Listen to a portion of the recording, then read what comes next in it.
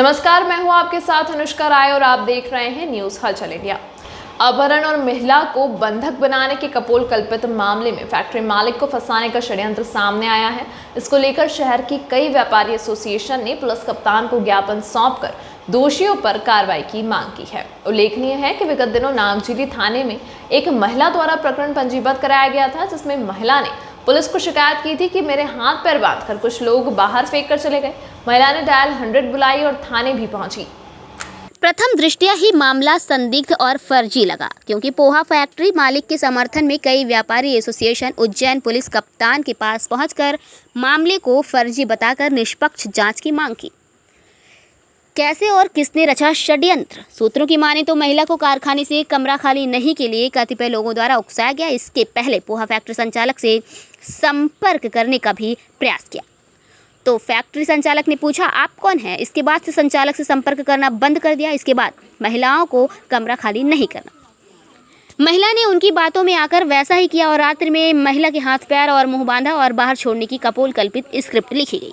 सूचना मिलने पर डायल 100 मौके पर पहुंची, महिला को बंधन से मुक्त कराया और थाने ले गई। इस घटनाक्रम के पीछे फैक्ट्री संचालक से कर मोटी रकम वसूलने की मंशा थी। इसी को लेकर महिला के साथ मिली षड्यंत्र रचना की गई।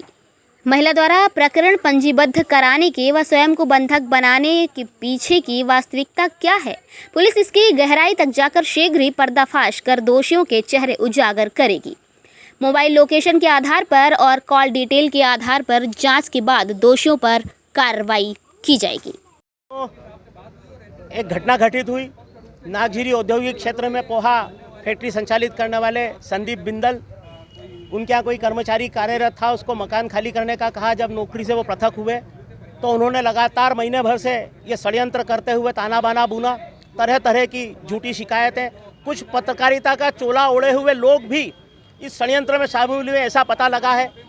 तो ये सारा ताना बाना बुनकर और एक आरोप लगाया गया कि फैक्ट्री के अंदर हाथ पैर बांध के और वो महिला को और रख लिया गया है। तो ये कपोल कल्पित घटनाएं फिल्मी स्टाइल में हुई है। किसने अपहरण किया, किसने हाथ पैर बांधे, किसने क्या किया, ये सारी जांच होना चाहिए। दूध का दूध पानी का पानी हो जाएगा। इस शहर में गिरोहबद्ध तरीके से अपराध नए तरीके से फल फूल रहा है।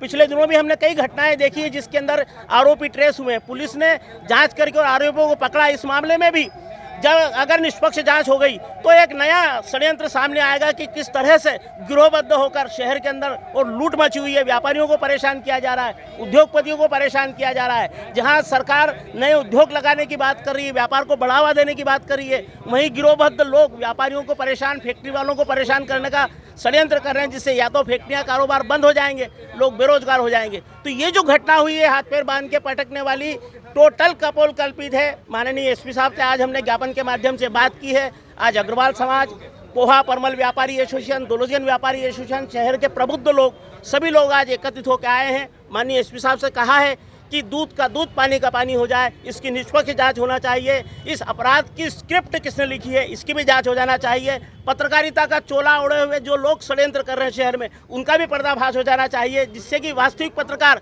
सम्मान के साथ अपना सर उठा सकें और अपने व्यवसाय को, अपने काम को कर सकें। क्या नाम है आपका? नाम बताइए। विजय अग्रवाल, ट्रस्टी अग्रवाल समाज उज्जैन। पोहा व्यापारी के मामले में एक प्रकरण आप लोगों के संज्ञान में आया। उसी मामले में आज एसपी साहब से मिलने आए थे। शहर के प्रबुद्ध जन, सारे व्यापारी, दोलोजियन व्यापारी एसोसिएशन, पोहा फैक्ट्री व्यापारी एसोसिएशन, अग्रवाल समाज, सभी लोगों ने मिल करके ये मांग की एसपी साहब से कि पत्रकारिता की आड़ में कुछ लोग ब्लैकमेलिंग का धंधा कर रहे हैं और पत्रकारिता को बदनाम कर रहे हैं। इस मामले को लेकर के एसपी साहब से आज मुलाकात करने आए थे और एसपी साहब ने हमें पूरी पॉजिटिव रिस्पांस देते हुए कहा है कि इस तरह की और भी शिकायतें उनके पास लगातार आ रही हैं। वो ऐसे लोगों का पर्दाफाश करके जो ये षड्यंत्र करा है, पूरा मामला रचा है, जिन भी पत्रकारों ने, जिन भी महिला के परिजनों ने, उनके खिलाफ कार्रवाई करने का उन्होंने आश्वासन दिया है। अग्रवाल समाज ने, दौलतगंज व्यापारी एसोसिएशन ने पूरी दमदारी से कहा है कि व्यापारी के साथ अन्याय यदि होगा तो फिर आगे की लड़ाई सड़कों पर लड़ी जाएगी।